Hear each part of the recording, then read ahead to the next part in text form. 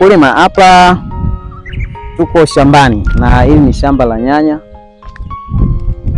Tuko na mkulima hapa, nitamkaribisha azungumze na atueleze pana shida gani shambani kwake na ni nini anachokifanya na kwa nini anafanya hivi. Karibu dada. Asante. Kwa majina naitwa Neema John. Hapa ni Endagau Kibokoni. Hapa nina shamba langu, nimepanda nyanya, ila napata tatizo kubwa sana kwa majani kuungua. Kama majani yanaungua hivi, hili tatizo linanisumbua mno hivi. Majani haya yakiungua hivi, huu ugonjwa sikuwahi kupata dawa. Nimetafuta muda mrefu sana dawa, na kuna shamba nililima hapa chini nusu eka, ilikufa yote na huu ugonjwa, sikupata dawa. Lakini nashukuru wataalamu wamekuja kunitembelea sasa hivi,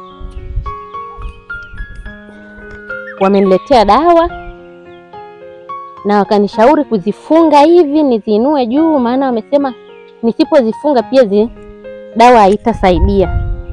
Ndio maana nazinyanyua hivi kwa haraka ili nipige dawa, na matokeo wameniambia nitakuja kuyaona matokeo makubwa kwa ajili ya hizi dawa. Sijawahi kuipiga hii dawa hata siku moja walioniletea.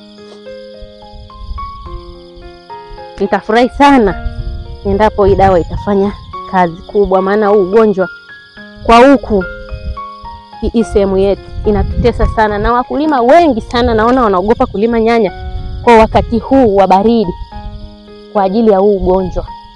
Na kama utakuwa hii dawa itakuwa imesaidia, nadhani wakulima wengine watahamasika kulima kwa wakati huu. Okay. Na umesema huu ugonjwa ulishawahi kukupiga na ukakutoa kwenye mchezo kabisa? Kabisa. Yaani ukatoka kapa. Na nje ya hayo majani ulisema pia unafika kwenye matunda. Tunaweza tukaona baadhi ya tunda ambazo zimeathiriwa na huo ugonjwa? Matunda yapo, kama kuna mengine yameshadondoka chini nimeyatoa nikayatupa.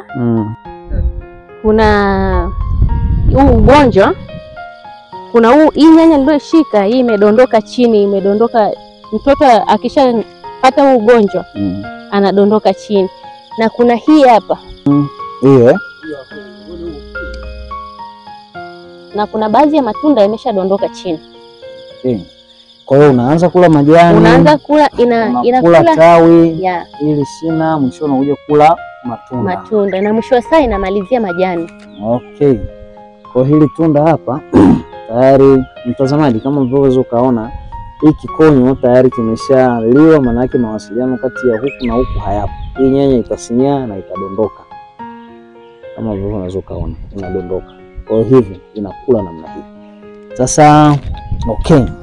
Sasa ambacho tunataka kuzungumza na wewe mkulima kuhusiana na hii shida. Ndio. Huu ni ugonjwa ambao unasababishwa na fungus. Na ugonjwa huu unaitwa bakajani chelewa. Kwa Kiingereza unaitwa late blindness. Huu madhara yake ndio haya. Unaanza majani, unakula majani, unakula shina, lakini mwisho wa siku unakula tunda. Na kama usipo udhibiti, maana yake unamaliza shamba zima, yani hamna unachokipata.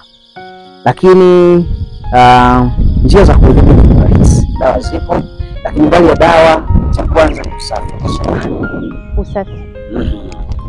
Ikiwa ni pamoja na kufungia nyanya, lakini kupunja ile majani yaliyozeeka ya chini. Kitu ambacho kabla ulikuwa ukifanya. Ndio. Ukifanyi, kwa unajikuta unamwagilia tu nyanya namna hii. Kwa mfano hapa hii nyanya imemwagiliwa alafu imelala chini. Kwa hiyo kinachotokea ni kwamba haya majani yote yaliyolala chini ukiangalia ndio ambayo yanaumwa. Yaani yote haya yaliyolala chini ndio yenye shida. Sasa ukiendelea kuiacha hivi, kinachotokea ni kwamba yanapanda kutoka jani hili yatakuja haya majani ya juu. Hivyo hivyo inaendelea, mwisho wa siku inaathiri matunda. Kwa ambacho unapaswa kukifanya kama mkulima na wewe unayetufuatilia kutoka katika maeneo mbalimbali, cha kwanza ni kupruni haya majani. Unaweza ukaona hapa tayari umeshafika juu kabisa, huku ni karibu na juu kabisa, lakini tayari jani hili limeshaathiriwa. Lakini sosi ni huku chini, wala sio kwingine, ni chini huku, imetokea huku chini. Kwa ambacho unapaswa ukifanya ni kile ambacho mmeona mkulima alikuwa akikifanya cha kufungia. Ukishaifungia ni kuipruni. Unaipruni iwe safi, haya majani yasiwepo shambani. Baada ya hapo sasa ndio tunakuja kwenye issue ya sumu.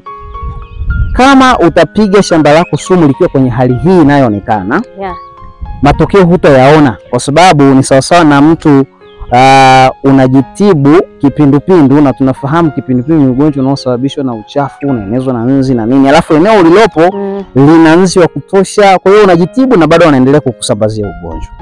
Ndicho ambacho kinatokea sasa kwa wakulima walio wengi. Lakini ukishajitahidi ukalifanyia usafi, ukatoa haya majani yote, baada ya hapo sasa kitu cha mwisho ndio kinakuja kupiga sumu. Na sumu ambayo tumemletea mkulima wetu siku ya leo jamani ni hii Blight Force. Hii ina viambata vya aina mbili. Mkulima, nimekuwa nikizungumza na wewe sana kuhusiana na kuzingatia viambata vilivyopo kwenye sumu husika. Hizi dawa zina mambo mawili. Hii inaitwa jina la biashara, Blight Force. Lakini ndani ya hii dawa sasa kilichopo ambacho ni dawa ni Mancozeb na Cymoxin. Hii ndio sumu. Kwa kuna kampuni nyingine nayo utakuta ina Mancozeb na Cymoxin, lakini hapa juu haiitwi Blight Force, unakuta ina jina jingine. Kwa hiyo lazima pia ujue kutofautisha. Lakini kingine cha msingi zaidi, mtazamaji, dawa tumezungumza sana habari ya dawa na tukasema zinaua kwa namna 2 ama 3. Sasa tukasema ni vyema ukawa unachagua dawa ambayo inaua kwa systemic. Sasa hii inaua kwa systemic and contact and systemic. Hii dawa ukipuliza kwenye mmea ni systemic, maana yake inaingia kwenye mfumo wa mmea. Kwa hiyo itaingia kwenye mfumo wa mmea na itaenda moja kwa moja kwenye tatizo kutibu. Kwa hiyo hii itakupa matokeo ya moja kwa moja ya uhakika. Na ni siku ngapi hiyo dawa inafanya kazi? Ni siku 7. Yani utaona mabadiliko ya mmea. Baada ya wiki tayari utaona mmea wako umeshabadilika. Kama kulikuwa na shida ile yaliyoathirika yameshaathirika, ila haitaendelea kuathiri matunda mengine mapya. Ndio nachokita. Hutaona tena hii usiwezi kuendelea. Na huyu shina aliyogongwa anaweza akarudi kwenye hali yake, huu weusi ukatoka.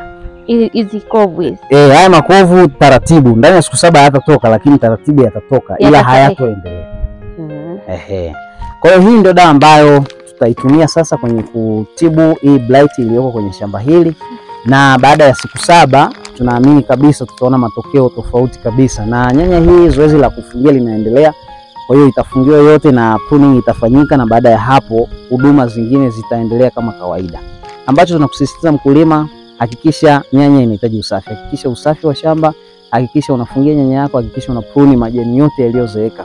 Hayo ndiyo chanzo cha matatizo shambani. Na sasa hivi ninapofungia hivi sijamaliza, nataka nipige hii dawa. Unaniruhusu kupiga dawa hiyo sasa hivi, maana ili niendelee kuzuia huu ugonjwa?